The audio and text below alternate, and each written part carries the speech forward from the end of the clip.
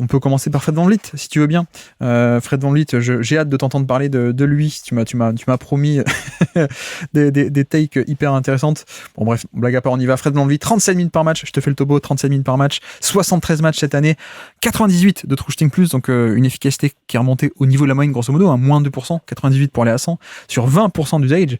Et c'est vrai qu'on est sur, en fait, une bonne saison. De nouveau, une bonne saison dans une équipe compétitive.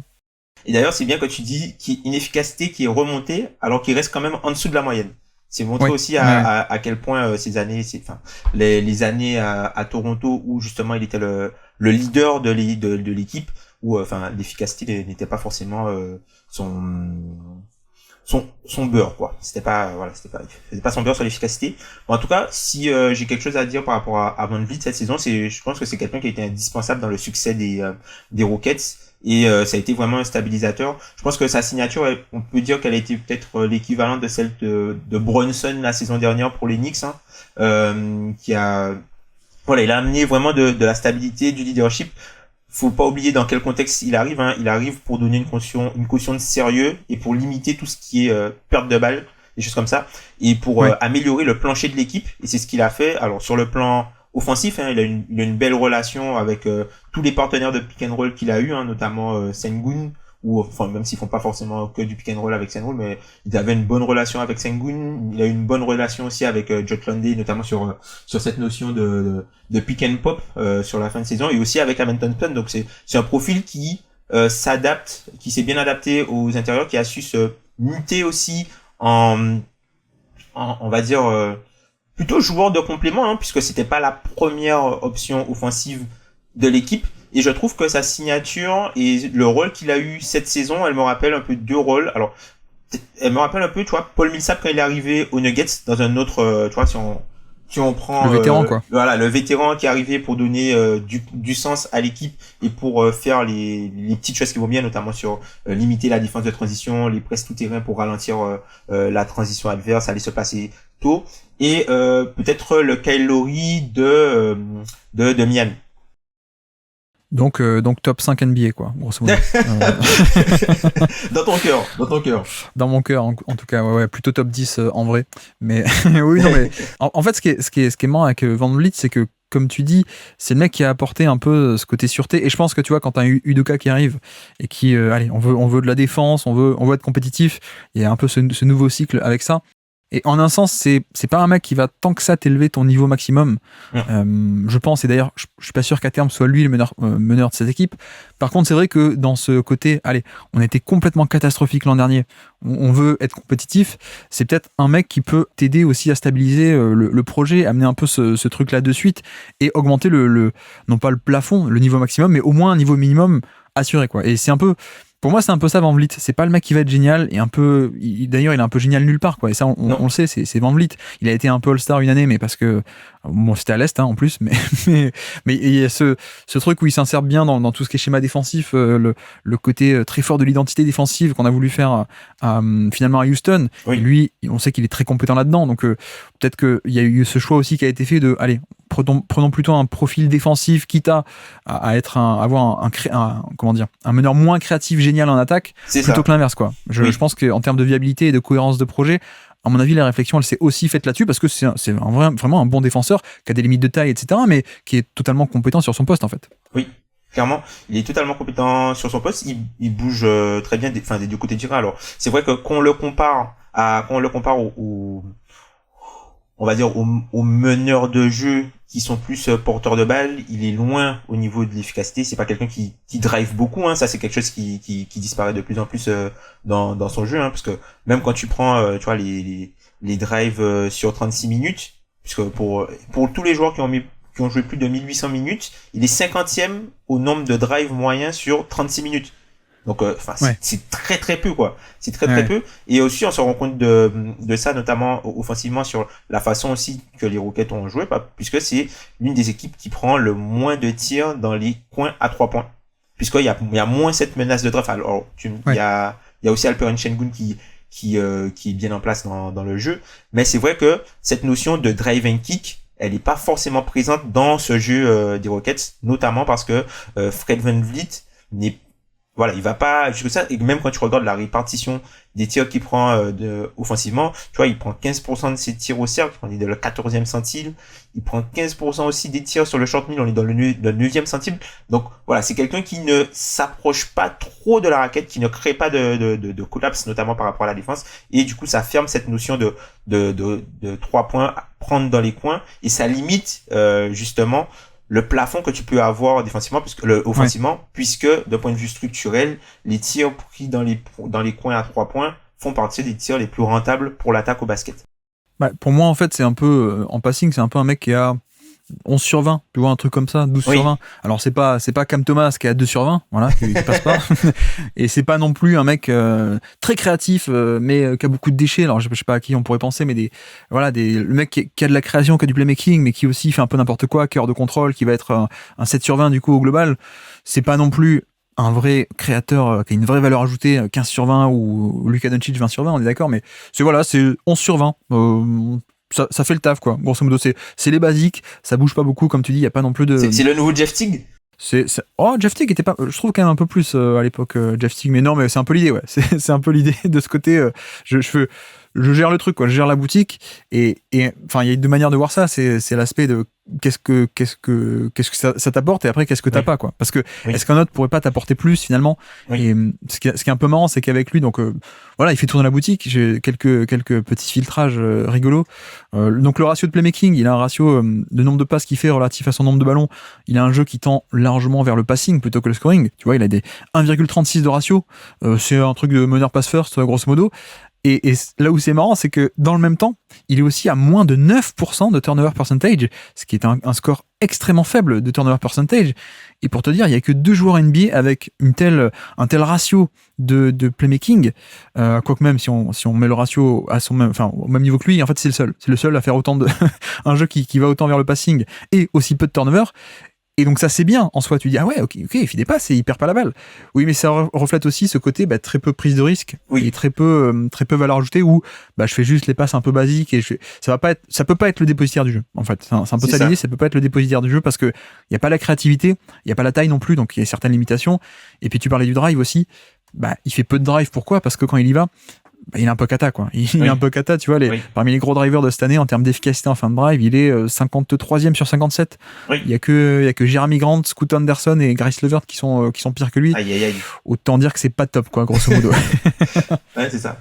Et après, ce que je trouve intéressant avec lui, tu vois, sur le plan offensif, c'est notamment dans les préceptes de jeu, c'est-à-dire que c'est quelqu'un qui ne regarde pas tant que ça l'horloge pour décrocher le bon tir. C'est-à-dire que c'est quelqu'un, à partir du moment où il a une position où, par exemple, il est ouvert à 3 points, en face, que ce soit à 20 secondes, peu importe qu'il reste 20 secondes sur l'horloge, 10, 7 secondes, 14 secondes, pour lui, c'est un bon tir, il le prend, en fait.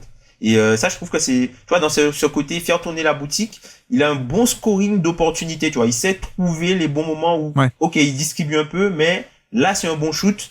Est-ce que je vais, tu vois, essayer de faire un drive pour avoir peut-être un meilleur shoot? Non, là, c'est déjà un bon shoot, je le prends. Ouais. Donc ça fait, tu vois, un joueur qui en attaque, je dirais pas qui est neutre, mais qui est pas tant que ça génial, mais qui te coûte pas de points non plus en attaque. Et puis en défense, qui est aussi assez sympathique, modulo aussi certaines limites, mais qui est aussi plutôt pas mal, quoi. Donc donc ça fait un package intéressant. Pas génial, mais intéressant, qui je pense est totalement calibre top 100. Et oui, ce qu'on n'a pas dit aussi, pardon, c'est que l'autre aspect, on l'a pas explicité en tout cas, c'est le shoot, qui est hyper intéressant. 38% à 3 points sur un gros volume, même 39% sur 8 tentatives.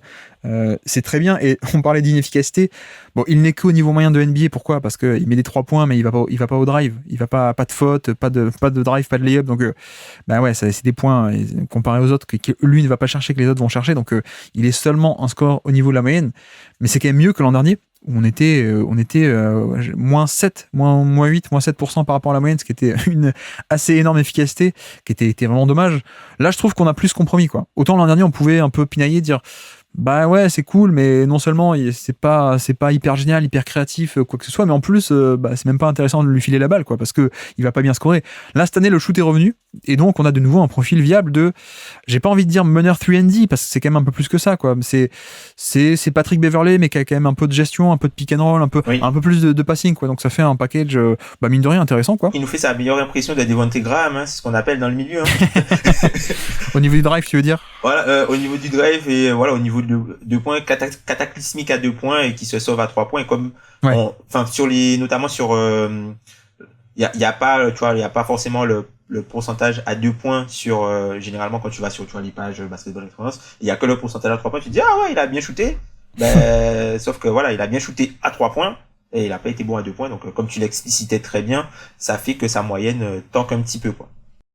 Ne te moque pas de Devonte Graham qui mériterait d'avoir une bague offerte par les Celtics, parce que c'est lui qui leur a offert cette bague. Le tir.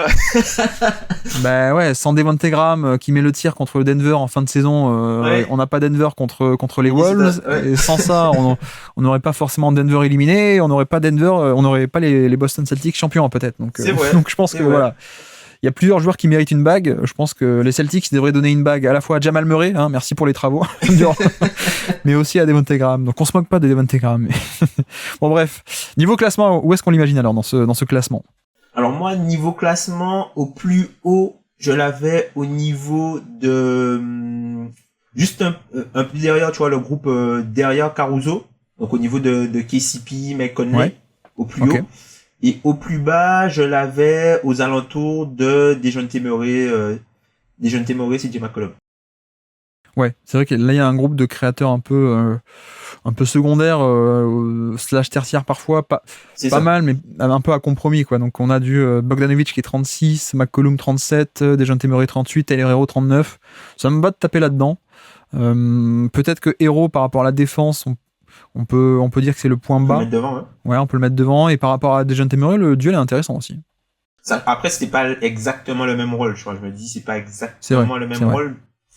C'est plus, enfin, tu vois, je dirais que Van Vliet a été un joueur un petit peu plus de complément, là où justement il était là plutôt pour la défense et la stabilisation du jeu, plutôt que ce qu'il apporte d'un point de vue offensif. Là où Dejounte Murray, je pense qu'il était un petit peu plus là pour l'attaque et les minutes sans Trae Young, mais il jouait aussi beaucoup plus avec lui, quoi. On l'a vu meilleur quand Trae Young n'était pas sur le parquet avec lui.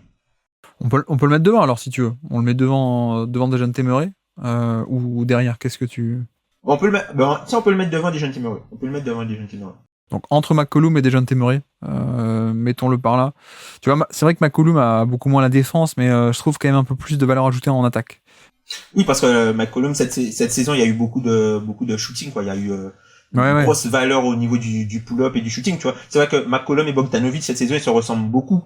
Et même le passing, hein, McCollum qui s'est quand même bien développé par rapport aux années Portland, tu vois, c'est pas la folie, mais c'est quand même sympathique et ouais. Bon, ok, mettons-le là. Et donc toi, ta fourchette haute pouvait gratter jusqu'à. Pour moi, McConley KCP. Ouais, c'est ça. Ok. Et toi, justement? Non, mais moi j'étais dans cette zone aussi, donc mettons-le là, ouais, ça me va très bien. Après, tu vois, c'est question de pondération dans ce chapeau-là. Si quelqu'un vient me dire, ok, Herro il défend moins bien, mais l'attaque est quand même plus intéressante, donc mettons-le devant, j'entends quoi. Je suis même. Je suis pas forcément d'accord, mais bon, ça s'entend. Toi, t'es pas d'accord, ouais. Ouais. Moi, pour moi, il est assez nettement devant Tyler Herro. Ok. Bon, mettons-le là, entre McCollum et Dejounte Murray. Ça marche. Et donc petit quiz pour finir. Est-ce que tu te souvenais de ça? Toi, je te prends pas par surprise. Nous sommes le 7 novembre 2023 et c'est un buzzer beater de mi-temps fait par notre ami Fred VanVleet. Est-ce que tu es capable de me dire qui est sur le terrain? On est contre les Kings, pardon. Contre les Kings. Alors, je dirais Sabonis. Sabonis n'est pas sur le terrain. Il n'est pas sur le terrain, donc il doit avoir peut-être son backup. Alex Len. Exactement. Ok. Alex Len est là. Est-ce qu'il y a Keegan Murray? Murray n'est pas sur le terrain, non. C'est un peu les backups là. Ok. Harrison Barnes, en effet. Keon Ellis, normalement, il n'est pas encore dans la rotation, donc il y a Malik Monk. Pas Malik Monk. Alors je me suis peut-être planté, c'est peut-être pas mi-temps, c'est peut-être troisième quart-temps, tu vois. Vu le banc, je me dis peut-être que je me suis planté sur ma feuille et que. Enfin bref, on est en fin de quart-temps, quoi, grosso modo. Keegan Murray, tu m'as dit il est pas dessus? Non, pas Keegan Murray, un ailier plus dit que 3&D. Harrison Barnes, oui, tu me l'as déjà dit, mais non, un mec qui est à Dallas actuellement, qui a signé à Dallas, qui était aux Nets avec Kevin Durant. Kessler? Exactement, Kessler Edwards. Kessler Edwards, effectivement. On a un Kessler autre défenseur Edwards. d'élite sur le terrain. Off Night, Devian Mitchell. Exactement. Un des meilleurs surnoms d'ailleurs. C'est dommage que le joueur soit pas au niveau de, de ça. Le dernier, comment te le faire deviner, moi je le connais pas trop, c'est le 34e pick de la draft 2023. Jones? Exactement, Colby Jones. Tu l'avais? Ouais, Jones. Bah, les fans des Kings en parlaient un peu, ils en ont parlé un peu la saison dernière, avec, notamment avec Keon Ellis. Donc j'ai suivi un peu sur la fin de saison. C'est ça, ouais, Colby Jones, du coup, qui est sur le terrain. Et côté Houston alors? Alors côté Houston, Classique. on va dire Sengun, Oui. Van Vliet, Dylan Oui. Brooks, Oui. Jabari Smith. Jabari Smith, oui. Et le dernier, Jalen Green. Exactement, Jalen Ok, Green, tout ouais, à fait. très classique quoi.